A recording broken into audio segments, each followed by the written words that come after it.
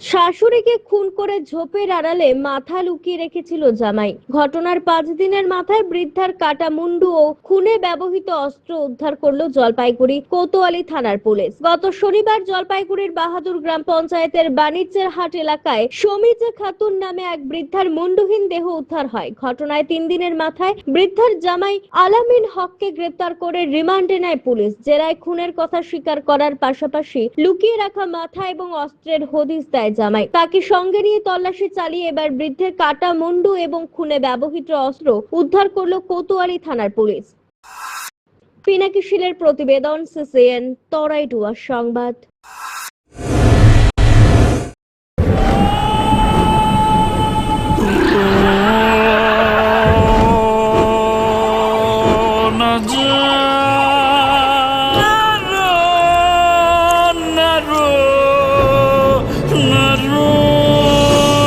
ঘর জল প্রতিরোধী সিমেন্ট দিয়ে না বানালে ঝরবে চোখের জল।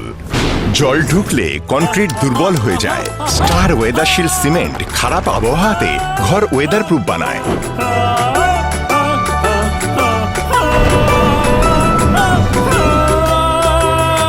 স্টার ওয়েদারশিল্ড জল প্রতিরোধী সিমেন্ট, ওয়েদার প্রুফ ঘর।